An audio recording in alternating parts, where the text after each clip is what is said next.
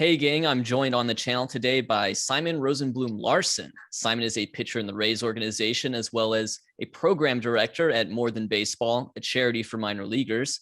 And he's just written an op-ed for the Washington Post titled, "I'm a minor league pitcher. Why can't baseball pay a living wage?" Simon, thank you for joining me. Thank you for having me, man. Great to be on. I assume a lot of people watching will be familiar with this subject, but for those who aren't, what is the approximate salary range for a minor league player in 2022? Yeah, so a minor league player on their initial contract, which is 90% plus of minor league players, makes between $44,000, and about $15,000 at the AAA level. And obviously, if you were to, tally up the hours that a minor league player puts in, whether that's training or playing or even traveling, this adds up to be below minimum wage in the United States. And so what gives ball clubs the ability to pay minor leaguers below minimum wage? Yeah, so it's sort of an interesting federal law that was passed called the Save America's Pastime Act. It was thrown into a budget bill, an omnibus budget bill a few years ago. And that act exempts minor league players from basically labor protections. Those include minimum wage and overtime laws. And in particular, it ensures that players are basically classified as seasonal apprentices. So minor league baseball players are not eligible for the traditional federal minimum wage or the federal overtime laws. And so you see a case like the case that's being litigated currently that many might know of, the Senna versus Major League Baseball case. That case was litigated prior to the passage of the Save America's Pastime Act. So there's an argument to be made that minor league players are full-time workers, but this act makes it sort of irrelevant because there's now an exemption to the basic labor law regarding minor league baseball. And with such low earnings for a standard minor league player, what corners have you seen players cut in the hopes of making ends meet during your time as a professional? Yeah, so I described in the article, players skipping breakfast, players skipping meals during the season in order to make ends meet. Players oftentimes will have to send money home to families. So that'll mean, you skimp at every single corner you can. You don't turn on your air conditioning, so you don't have to pay your AC bill. This is in years past. The housing policy has changed some of these expenses. But in terms of gas prices, right? Like players are throwing, 5, 6, 7 guys in a car in order to get to the ballpark because gas is incredibly expensive right now. You have guys in the off season. And I think this is the major one, is players are not getting paid in the off season. So you have guys working 2, 3 jobs in the off season to make ends meet. And players are they're skimping on training in the off season. So training like a professional baseball player costs money, and we don't get access to facilities in the off season. So we're paying out of pocket for our training expenses at a time when we're not getting paid. And so we found at More Than Baseball, that players are spending on average almost $300 a month on training. That's what it costs to train like a professional athlete. It's even a little bit less than what it really will cost to train like a professional. A lot of players are working out at a Planet Fitness. They're throwing in a high school gym, and that's not what's going to get you better as a baseball player. It works for some guys, but if you want the best possible player development, which is, I assume, what MLB organizations want, you should pay your players enough to train sufficiently in the offseason and improve as a ball player. I mean, I've talked to players who worked overnight shifts in order to, they were working 40, 50-hour weeks in a warehouse overnight in order to make ends meet in the offseason. That's not sustainable if you want to be an elite athlete. And it doesn't make any sense from a player development perspective why you wouldn't pay players enough to train sufficiently in the offseason. You referred to this a little bit earlier, but last fall, minor league baseball announced that they would provide housing to about 90% of players for the 2022 season. What are your impressions of this program so far?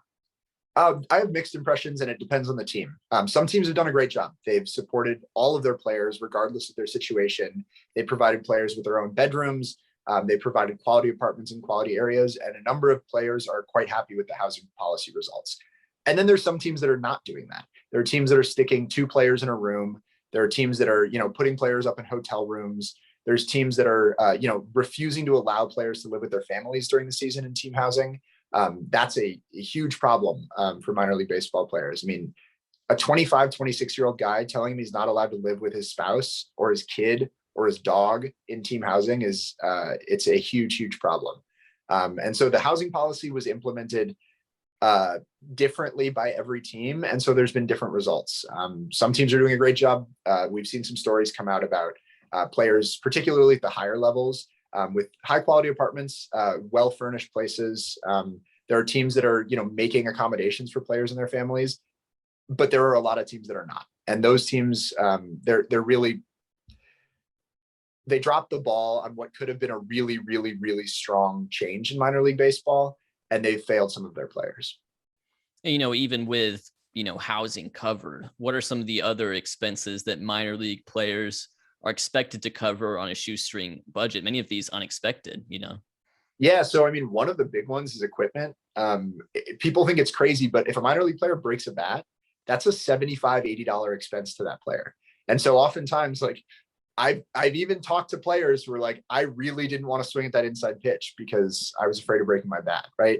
And so top prospects will often get equipment paid for. It's no problem for a lot of those players. But for guys who are signing, for very little money, who don't have a big time agent, sometimes these equipment costs are make or break for their season. And so it's, can I get a new pair of cleats, or am I going to have to wear the ones with worn out soles? Can I get a new glove? Can I afford a new bat? The things that teams provide, they provide batting helmets. They provide, sort of like the most basic stuff. If you're a hitter, you get a batting helmet, and sometimes teams will give you a leg guard or a hand guard or something. But oftentimes, players are paying for out of pocket for that kind of thing. Players are paying for food, at least one meal a day, if not more. And it depends on the quality of the food teams are providing. There are teams that provide great food. I happen to play for one of those organizations. The Rays have invested a lot in nutrition, and we get really high quality food at every affiliate. But yeah, when you go home at night, like, you're buying food, and you have to buy healthy food, and you have to be able to afford to buy healthy food. Transportation to and from the ballpark when you're at home, that's something players are paying for. And if players don't have cars and they don't have access to somebody with a car, that means Ubering. So a number of players, particularly players from other countries, don't bring cars, obviously, to the affiliate, and sometimes are stuck having to Uber back and forth from the field every day. So yeah, there's expenses like every other person as well. Cell phone bills, any sort of, like, a lot of teams offer, you pay for your dental insurance. We have health insurance covered by the team. Car payments, anything you have back home. If you have, a house back home or a family back home, you have to send them money. So like any other person in the real world, there's bills to pay, and minor league players are paying those on $400, $500 a week. Finally, I wanted to ask you about More Than Baseball, your nonprofit organization. What kind of work is More Than Baseball doing to improve the working conditions for minor leaguers? Yeah, so initially we were doing a number of sort of player services. So we were providing players with support. In the pandemic, we provided over $1.3 million in grants to minor league players. We've provided players with career transitioning support after their careers are over, helped players transition into the next steps in their careers. And then we've done a ton of research to figure out what players want and need. So our player issue report that came out a couple of weeks ago was based on a number of player surveys, and it set the agenda for what do players want. Salary is the biggest one, and that's part of the reason for this op-ed, is that salaries is so obviously the number one issue in minor league baseball, that we felt it was a priority to address right now. But that issue report found a number of things. It found that players are frustrated with the contracts. They're 7-year contracts that bind players to an organization for most of their careers.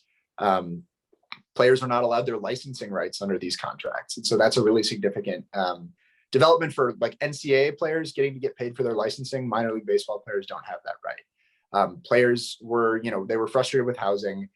We did a housing survey this offseason and figured out, hey, there's some players that don't want turnkey housing. They want a housing stipend if you're going to provide housing. Those are recommendations that we made to a number of teams, and they were not implemented. And so, we're continuing to do research. We're continuing to sort of bring to light what players actually want, and then try to put those things into action. You can find a link to More Than Baseball in the video's description. Also a link to Simon's op-ed. Simon, thank you so much for joining me today. Thank you. This is fun.